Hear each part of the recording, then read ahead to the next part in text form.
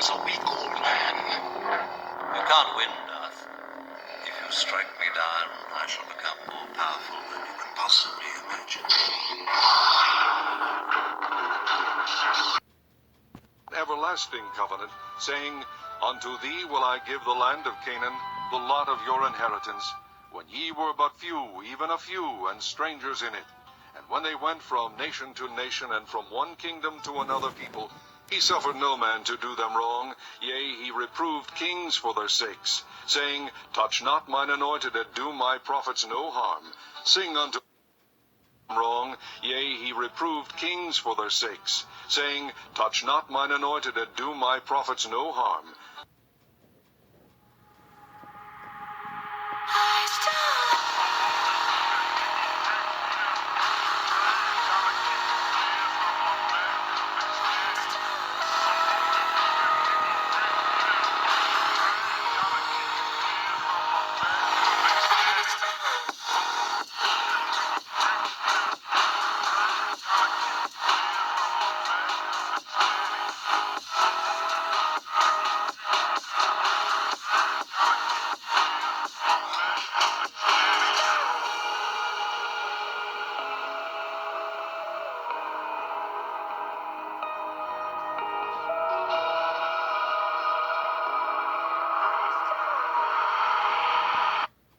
Salvation declared. And when they went from nation to nation, and from one kingdom to another people, he suffered no man to do them wrong. Yea, he reproved kings for their sakes, saying, Touch not mine anointed, and do my prophets no harm. Sing unto the Lord, all the earth. Shew forth from day to day his salvation. Declare his glory among the heathen, his marvelous works among all nations. For great is the Lord, and greatly to be praised. He also is to be feared above all gods. And from one kingdom to another people, he suffered no man to do them wrong. Yea, he reproved kings for their sakes, saying, Touch not mine anointed, and do my prophets no harm. You hit me with a bat. Sing unto the Lord, all the earth. Shew forth from day to day his salvation. Declare his glory among the heathen, his marvelous works among all nations. For great is the Lord, and greatly to be praised. He also is to be feared above all gods. For all the gods of the people are idols, but the Lord made the heavens. Glory and honor are in his presence. I wonder what happens when you touch a prophet of the Lord. Imagine one man standing alone against 400. We're going to find out in today's lesson, aren't we? 150 false prophets. Did you know that the Bible 300 versus a million? That's nothing. One man versus 400. Imagine one man standing alone against 450 false prophets. In a time when Israel turned to worship Baal, the prophet Elijah boldly challenged 450 prophets of Baal to a divine showdown on Mount Carmel. They each prepared a bull for sacrifice, and each call upon their own gods. The God who answered by fire is deemed the one true God. The prophets of Baal agreed, confident they would win. From morning until noon, the prophets of Baal cried out to their God. They danced, they shouted, they even cut themselves, but nothing happened, not even a spark. Elijah mocked them, saying, Maybe Baal is sleeping or on a journey. Then it was Elijah. No, he was like, let's be nice. No, he mocked them. He said, look at you fucking dumb fucks. You know you're fucked, right? You know you're fucked, right? You're fucked. His turn. He soaked the altar with water 3 times until everything was drenched. Then he prayed, Lord, let it be known today that you are God in Israel. Instantly, fire from heaven consumed the offering, the wood, the stones, and even the water. The people fell on their faces shouting, The Lord, he is God. He then commanded all prophets to be put to death. Elijah proved once and for all who the true God is, showing no false God is equal to the Lord. If this story inspired you, share this. That's what happens when you tell the children. That's what happens when any nation lied to the children of Israel and try to make them believe in another God. That's the punishment. Well, for the prophets. There's many others after you die, you know, because that's back in the day. Now, let's see what the Lord does to people that are racist. Even his own people. This Bible prophet was so racist that God had to curse her. In the book of Numbers 12, Aaron and Miriam spoke against their brother Moses because he had married a black woman. They also questioned why God... 7 signs that God is calling you. This Bible prophet was so racist that God had to curse her. In the book of Numbers 12, Aaron and Miriam spoke against their brother Moses because he had married a black woman. They also questioned why God would speak only through Moses and not through them as well. But when God heard their complaint, because he does what he wants to do. He doesn't give a shit if you don't understand why he chose the fucking fool. He doesn't care you're the alpha. He doesn't care you're the king. He doesn't care you're the greatest fucking soldier. He said, I'm choosing that loser. Because everybody loves to see someone be nothing and become something. The king wasn't always the king. The soldier wasn't always the general. And when they raise up, everyone's like, we salute you. You did all that work and did it. When a fucking idiot starts doing things and says, it's not me, it's the Lord, you know? You're mad because you had to do what you did because you didn't want to call on the Lord for help with your shit. And the idiot ass nigga said, I'm dumb. I need help. I can't read. I don't understand things. Nobody's teaching me. Lord, please. You said you'd be people's father. Help me. Help me, like, catch up a little bit. And then, you know, you learn to read and shit. Because he makes you work for it. You don't just, I don't know how back in the day, like, he said it, like, he just, Professor X, Matrix shit, we upload fucking intelligence into the mind. That's not what happened to me. So, you know, I kind of had to take the hard road. Even though the Lord, you know, helps. See, he makes me see things faster. So then if I keep going, then I can learn quicker. Because I ask for help to see. Get it? You won't. You won't ask him for... You'll ask another person first. Now let's get back to what happens when you're racist. this Bible prophet was so racist that God had to curse her. In the book of Numbers 12, Aaron and Miriam spoke against their brother Moses because he had married a black woman. They also questioned why God would speak only through Moses and not through them as well. But when God heard their complaints, he summoned Moses, Aaron, and Miriam to the tent of meeting. There, God Lucky number 3. descended in a pillar of cloud and rebuked Aaron and Miriam for their insolence, affirming Moses' unique position as his chosen prophet. But as a punishment, Miriam was struck with leprosy, turning her skin white as snow. But after Aaron pleaded with Moses to pray for her, God instructed that Miriam should be quarantined outside the camp for 7 days, after which she was healed and allowed to return. This Bible... So, my father can literally, you know, just give you something and then everyone's gonna be like, I don't want that. Quarantine. Whenever you call out someone's teacher, this is what you usually get. Typical emotionalism, right? Look at the comment. It says, I see bondage on you, young man. Well, I appreciate the compliment of saying I'm young, but I am getting a little older. But I don't see bondage on me at all. Look, face is kind of smooth, but I don't see bondage. She continues on saying, touch not my anointed, says the Lord. This is the most, one of the most misinterpreted verses in the Bible, right? Whenever you call out someone's false teaching, you get this.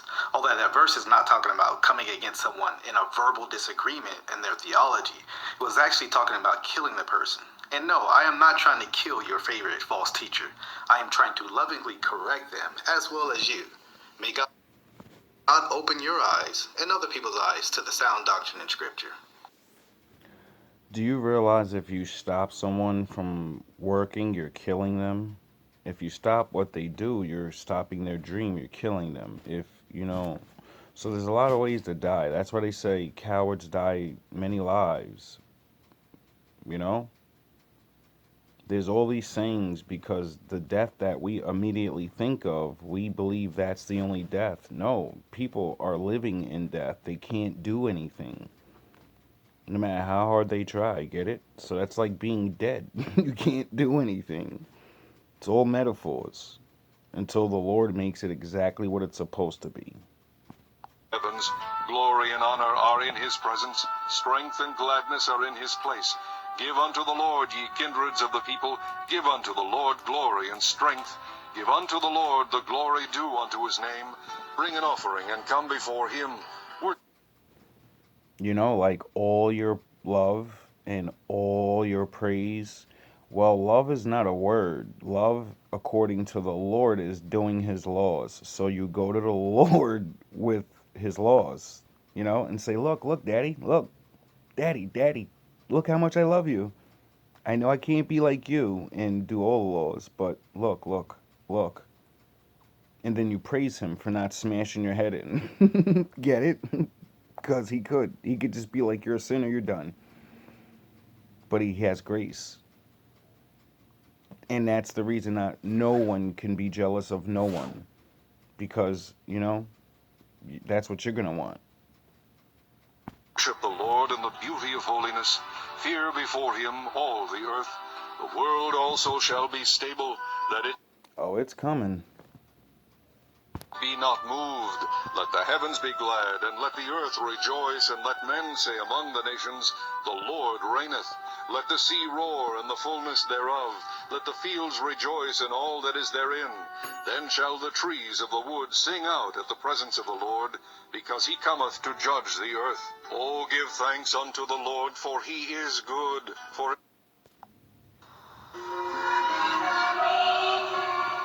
old school. J Pressure.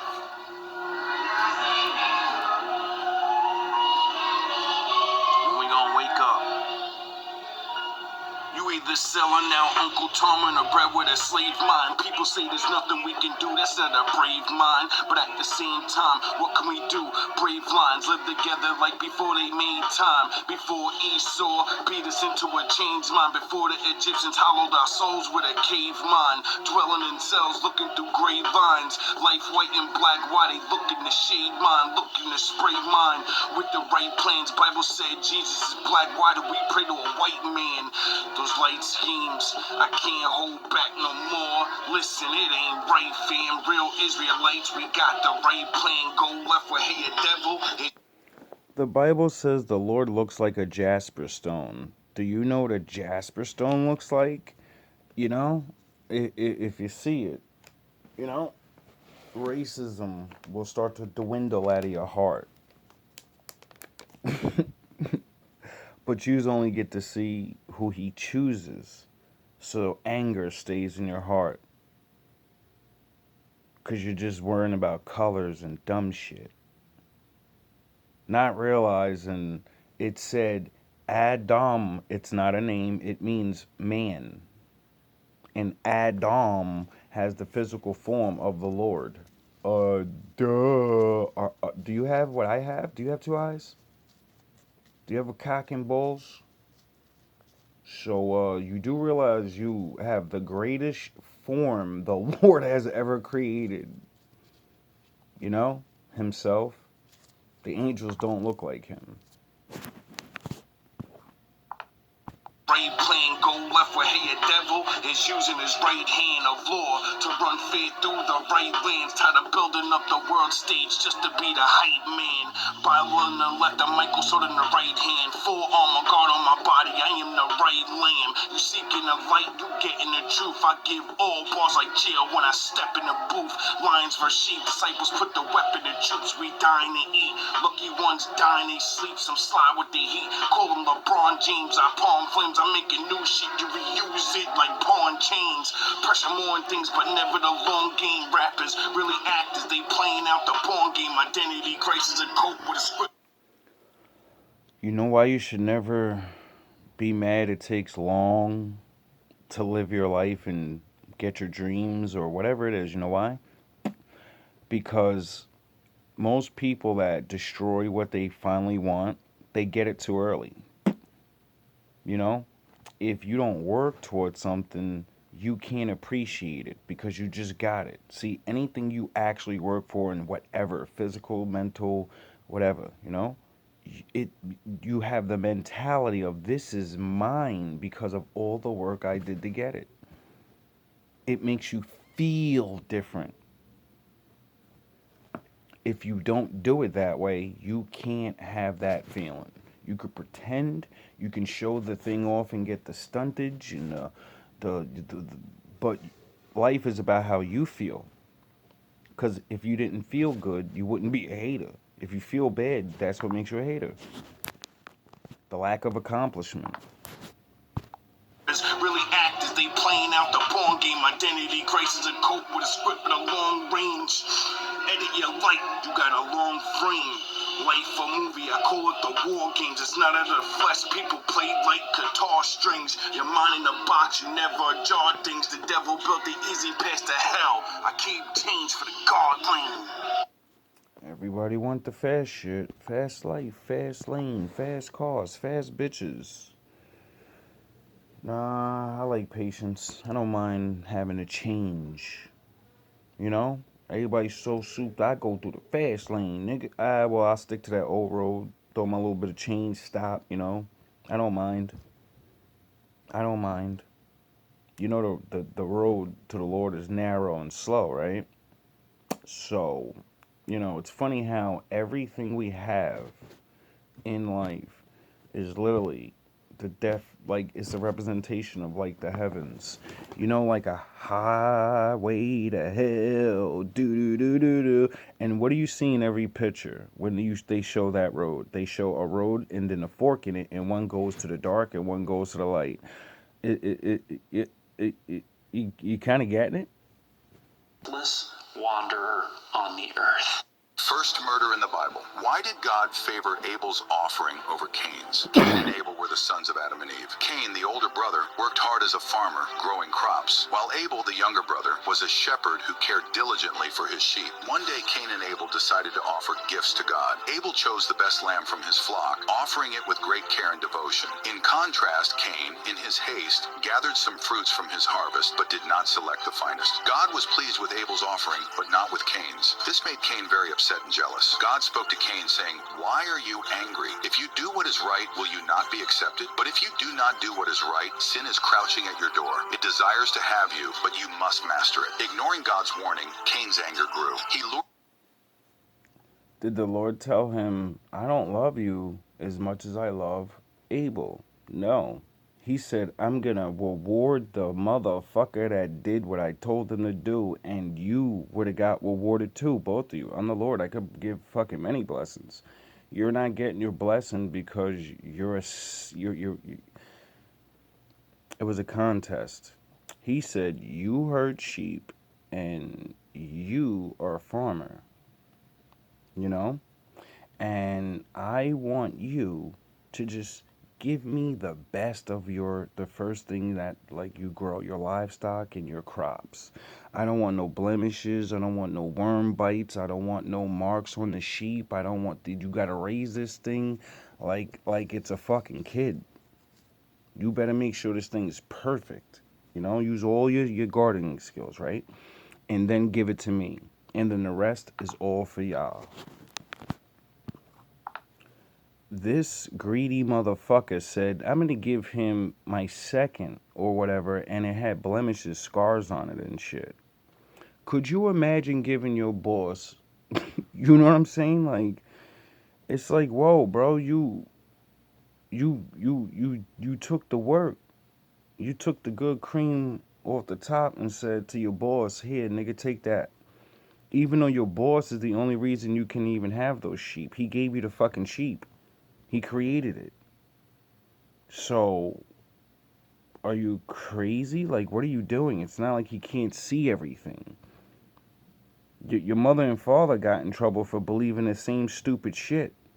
He's not looking. Yes, he is.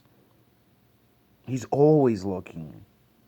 And he plays dumb like a good parent and says, what are you doing? So you lie again.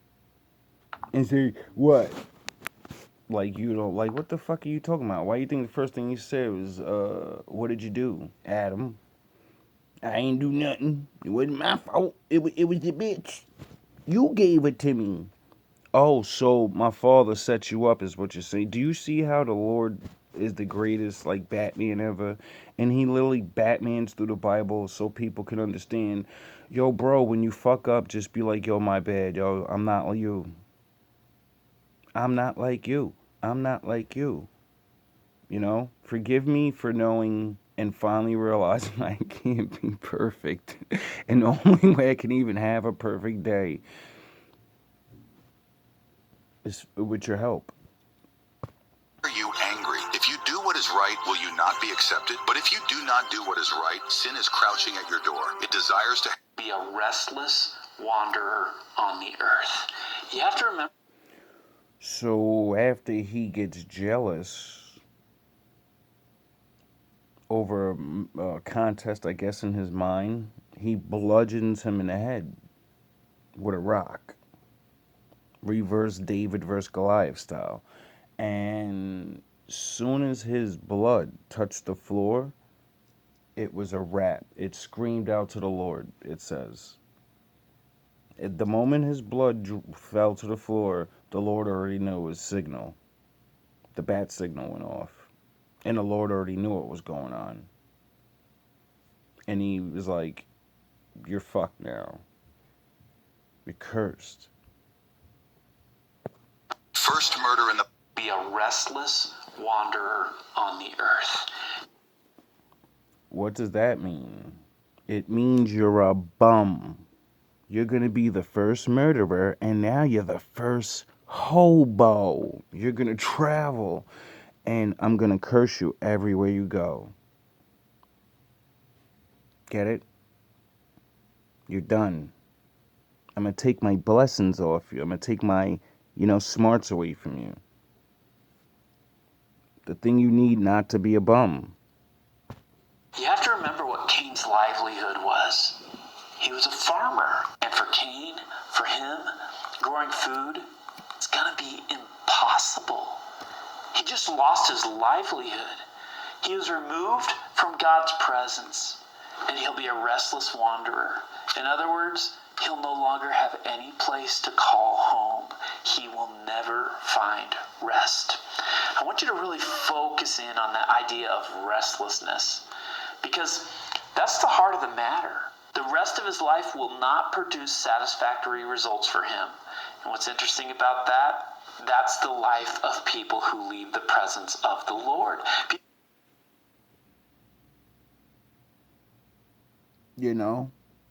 And then you try to cope with life, but you can't. See, the lesser effect of that is you do some lesser shit, right? And the Lord does the same type of thing, but not fully. You know what I mean? And just take your ability to gain profit.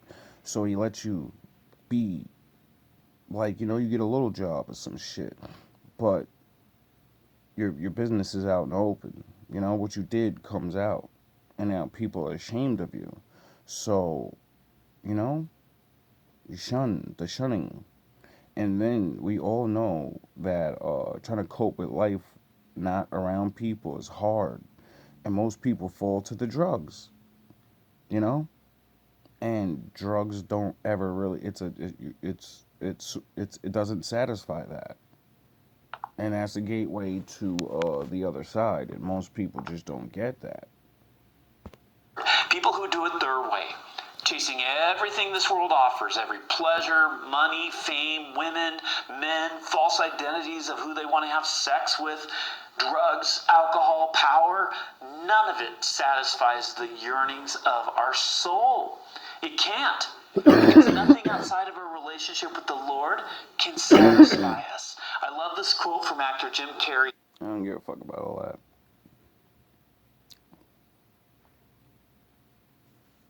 Is crouching at your door. It desires to have you, but you must master it. Ignoring God's warning, Cain's anger grew. He lured Abel to the fields and killed him, committing the first murder in the Bible. When God asked Cain where Abel was, Cain responded, "I do not know. Am I my brother's keeper?" God then pronounced a curse on Cain, declaring he would be a restless wanderer on the earth. To protect him from being killed by others, God placed a mark on first murder in the Bible.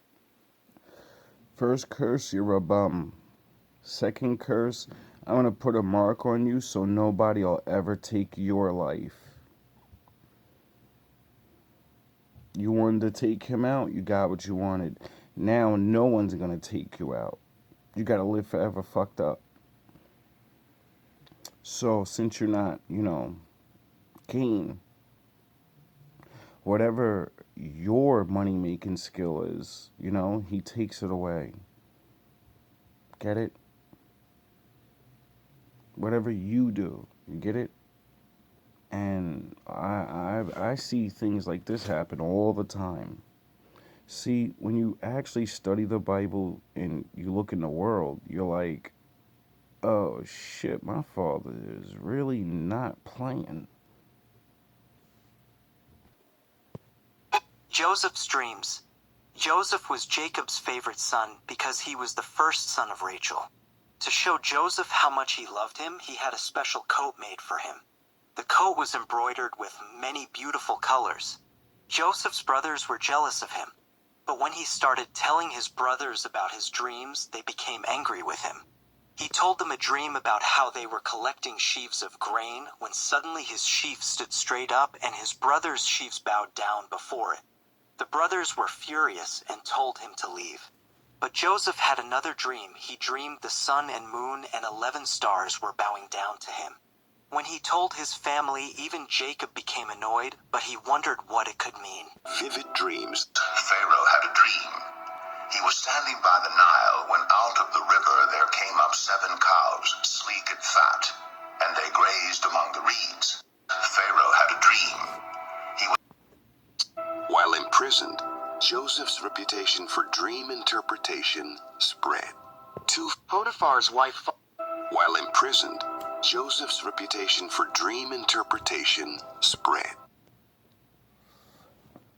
His brothers were so jealous they sold him off to slavery. In this time, that's equivalent to your family just abandoning you and never helping you because you're forced to work for other people. And, so when he went to go work for other people, he did. And then niggas hated on him because of who he was and got him locked up falsely. 2 fellow inmates, the cupbearer and the baker, sought his insight. Disturbed by their dreams, they approached Joseph. He explained that the cupbearer would be restored to his position, bringing joy to Pharaoh. Sadly, the baker's dream foretold his demise, birds eating from a basket on his head. Days later, the predictions came true. The cupbearer was reinstated, while the baker was executed.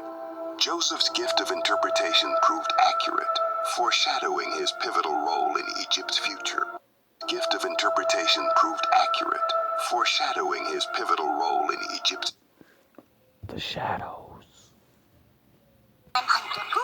Potiphar's wife falsely accused Joseph of trying to seduce her when he rejected her advances. As a result, Joseph was thrown into prison. While in prison, Joseph interpreted the dreams of 2 of Pharaoh's officials who were imprisoned with him. One of them was eventually released and restored to his position, just as Joseph had predicted. 2 years later, when Pharaoh had a troubling dream, the former prisoner remembered Joseph's interpretation and recommended him to the king. Joseph interpreted Pharaoh's dream, which predicted 7 years of abundance followed by 7 years of famine. Impressed, Pharaoh appointed Joseph as the second in command, giving him the authority to store food during the years of abundance to prepare for the famine. During the famine, Joseph's brothers came to Egypt seeking food. They did not recognize Joseph, but he... Now Joseph works for the empire, and there's a famine, and he's appointed to give out the food to the people. And his brothers are like, yo, bro, our shit is fucked up, dog. But they don't realize they're going to him. They're just going to do, that's the big dogs. That's the nation, the world guys, the pharaoh. So they got to go to the welfare line, all right? And when they go to the welfare line, they see Big Bro, but they think he's gone because what they did. Recognized them. After testing their sincerity, Joseph. They did not recognize Joseph, but he recognized them. After testing their sincerity, Joseph revealed himself as their brother. Overjoyed, they returned to Canaan and brought their father Jacob and the entire family to Potiphar's wife falsely accused Joseph. Leave them. That ain't your job. So you should be further along in your ministry. You should be further along in your finance. But you spend a considerable amount of time talking to people you love about what God told. I told you to do this. You ain't got to get that cosign to do what I told you to do. Do what I told you to do. He said, son, I'm disappointed in you because you should be further.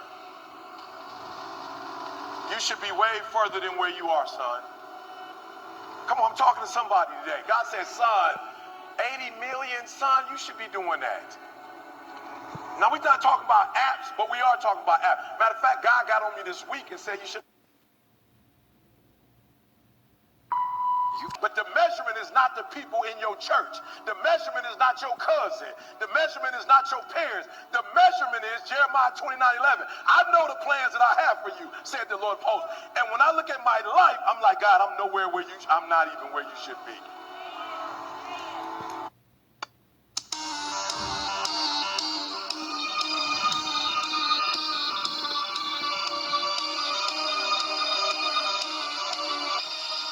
Tell me, Vegeta, with that stamp on your head, I know Babbidi's been giving you orders. Is this one of them? Are you trying to fight me because of him? Or is this the same old story between you and me? Which one? Does it really matter? Not to you, Gohan, but to a warrior it matters greatly. And you know this as well as I do, Kakarot. In a day, you'll be back to the dead, and I will not miss this opportunity. Who are you people? Don't you see the universe matters more than your meaningless squabble? Meaningless, huh? What do you know of meaningless?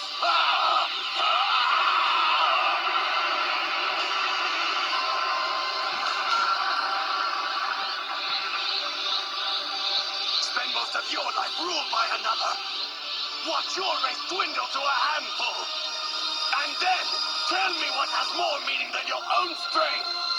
I have in me the blood of a Saiyan prince. He is nothing but a joke.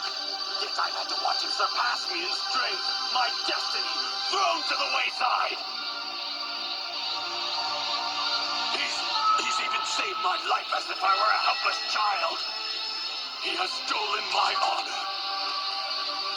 And his debts must be paid.